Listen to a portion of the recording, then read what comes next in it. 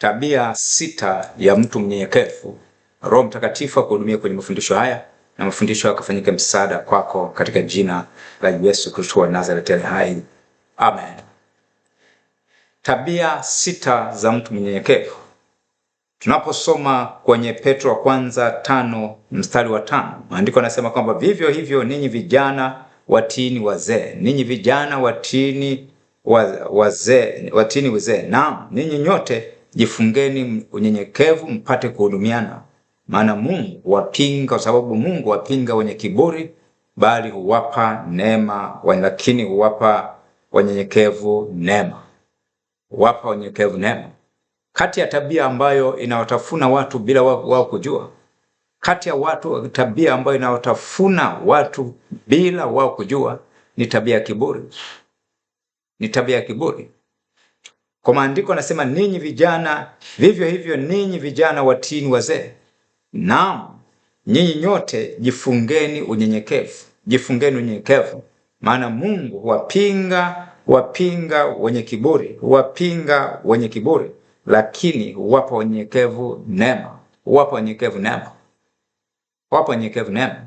Kwa maandiko yameweka wazi kwamba Mungu anawapinga wenye kiburi. Na nimetangulia kusema kati ya tabia ambayo inawatafuna watu kimya kimya ni tabia ya kiburi. Na mtu yoyote mwenye kiburi hawezi kufika mbali. Dalili ya mtu yoyote anayeelekea kwenye anguko ni kiburi, ni kujiinua. Ni kujiinua. Kwa ni vema tukaangalia tabia za mtu mnyenyekevu. Tabia za mtu mnyenyekevu. Yesu alisema kwamba yoyote anayejikweza atashushwa, lakini yule anayejidhiri atainuliwa. Kwa maeneo mengi yanaonyesha dhahiri kwamba siri pekee ya kuinuliwa kwenye maisha ni kunyenyekea, ni kujishusha, ni kujishusha. Ni kujishusha. Kwa watu wengi sio rahisi, kwa sababu watu wengi wanapenda kuwa juu. Wanapenda kuonekana kwamba wao ni bora zaidi kuliko watu wengine. Na ndio maana unaweza kutabiri kwamba huyu kwa tabia hii hawezi kufika mbali. Kwa maandiko yanasema kwamba Mungu wapinga wenye kiburi. Mungu wapinga wenye kiburi. Huwapinga wenye kiburi. Wakati mwingine na natamani ufike hatua fulani, lakini Mungu akiangalia ndani yako kuna kiburi, kama kikuinua ndio utaharibikiwa zaidi. Ndio utaharibikiwa zaidi. Kumbuka dalili mojawapo ya kwamba mtu anakoelekea ni kubaya. Dalili ya anguko la mtu yoyote yule ni kuanza kujiinua, ni kuanza kiburi, ni kuanza kujiinua. Mungu wapinga wenye kiburi. Maandiko yanasema Mungu wapinga wenye kiburi, lakini huwapa wanyenyekevu neema. Huwapa upendeleo wa neema. Huwapa upendeleo wanyenyekevu. Lakini wenye kiburi Mungu anawapinga. Yoyote anayetamani kufika mbali lazima adevelop tabia ya unyenyekevu. Sasa tabia 6 za watu unyenyekevu. Tabia mojawapo ya mtu mnyenyekevu yuko tayari kusaidiwa. Mtu yoyote ambaye ni mnyenyekevu yupo tayari kusaidiwa. Hajioni kwamba anajua kila kitu, kwamba hahitaji msaada. Mtu yoyote mnyenyekevu yupo tayari kusaidia. Kumbuka kwamba kuna vitu vingi ambavyo tunaweza kujifunza kwa watu wengine. Tabia mojawapo ya mtu mnyenyekevu ni kuwa tayari kusaidiwa. Kuwa tayari kusaidiwa. Mtu mwenye kiburi atakufa na tai shingoni. Hayupo tayari kusaidiwa kwa sababu anajiona kwamba yuko vizuri. Kwa moja tabia ya mtu mnyenyekevu kwamba yuko tayari kusaidiwa. Lakini tabia pili ya mtu mnyenyekevu yuko tayari kuonywa. Watu wenye kiburi hawako tayari kuonywa. Na maandiko yanasema kwamba aonywaye mara nyingi alafu asisikie atavunjika na wala hatapata tiba. Hatapata tiba. Wakati mwingine wazazi wanamonya mtoto lakini hasikii. Hasikii. Na maandiko yanasema kwamba baba huwa anamrudi mtoto wake, anamrudi. Kwa kuonywa ni tabia ya kiungo pia. Kwamba unapokosea sharti tukubali kuonywa. Ukubali kuonywa. Kwa tabia pili ya mtu mnyenyekevu yupo tayari kuonywa, lakini mtu mwenye kiburi akionywa anakasirika na yupo tayari kuonywa. Hiyo ni dalili mojawapo kwamba huyu mtu ana kiburi. Ana kiburi. Lakini tabia mojawapo ya mtu mnyenyekevu, anafundishwa, yuko tayari kufundishwa. Yupo tayari kufundishwa. Mtu yote mnyenyekevu yupo tayari kufundishwa. Yupo tayari kufundishwa. Ukiona kwamba huko tayari kufundishwa, unajiona kwamba wewe unajua, tafasiri yake ni kwamba wewe roho ya kiburi ipo ndani yako. Lakini mtu mnyenyekevu yupo tayari kufundishwa. Yupo tayari kufundishwa.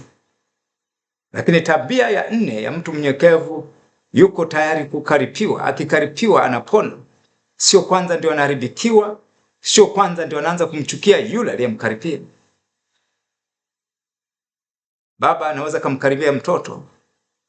Mchungaji anaweza kumkaribia mshirika. Yoyote mwenye roho ya unyenyekevu, hata akikaripiwa hatachukia, ataliona hilo karipio kama ni uponyaji kwake. Hata alichukulia kwa mtazamo hasi, atalichukulia kwa mtazamo chanya. Hiyo ni tabia 4. Lakini pia yupo tayari kujishughulisha na mambo manyonge. Yupo tayari kujishughulisha na mambo manyonge. Mtu mnyenyekevu yupo tayari kujishughulisha na mambo manyonge. Yuko tayari kujishughulisha na mambo madogo. Lakini mtu mwenye kiburi, yeye anajiona kwamba yuko juu, hawezi kujishughulisha na mambo manyonge. Kama ni kanisani, hayuko tayari hata kufanya usafi kwa sababu yeye anajiona yeye ni mtu mkubwa. Hawezi kujishughulisha na mambo madogo. Lakini mtu mwenye unyenyekevu anajishughulisha na mambo manyonge na mambo ya madogo. Na ndio maana Yesu akisema yote anayetaka kuwa mkubwa sharti awe mtumwa. Sharti awatumikie watu wengine. Sharti awatumikie watu wengine. Lakini pia tabia ya 6 ya mtu mnyenyekevu, anaweza kuhudumia.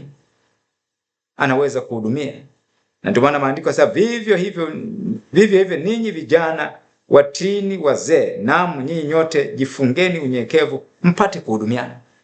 Kwa ukiwa na unyenyekevu utaweza kuhudumia watu wengine. Hakuna namna ambavyo mnaweza kuhudumiana endapo hapana unyenyekevu. Kwa hizi ni baadhi tu ya tabia za mtu ambaye ni mnyenyekevu. Ya kwanza, yupo tayari kusaidiwa. Ya pili, yupo tayari akionywa anaonyeka, yupo tayari kuonywa. Yupo tayari kufundishwa, yupo tayari kukaripiwa, lakini pia yupo tayari kujishughulisha na mambo manyonge, lakini pia anaweza kuwahudumia watu wengine. Mungu akubariki sana kwa kusikiliza mafundisho haya. Kumbuka, Mungu apinga wenye kiburi, bali huwapa neema wanyenyekevu. Bali huwapa wanyenyekevu neema, huwapa upendeleo wa neema. Kumbuka pia dalili mojawapo ya anguko la mtu yoyote yule ni kiburi. Mtu anapoanza kujiinua, unajua kwamba anguko lake liko karibu.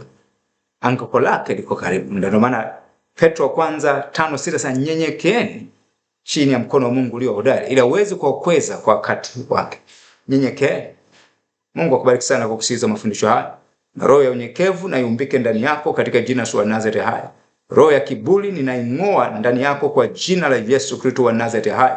Kiburi kistajwe kwako kuanzia sasa. Mbegu yote ya kiburi iliyopandwa ndani ya moyo wako, hiyo mbegu na ife kuanzia sasa kwa jina la Yesu Kristo wa Nazareti hai. Kiburi na kiondoke ndani yako. Roho ya kiburi na iondoke ndani yako kwa jina la Yesu Kristo wa Nazareti hai. Mungu akubariki kwa kusikiliza mafundisho haya. Kumbuka kuendelea kupata mafundisho yote ambayo ninaposti kwenye channel yangu ya YouTube.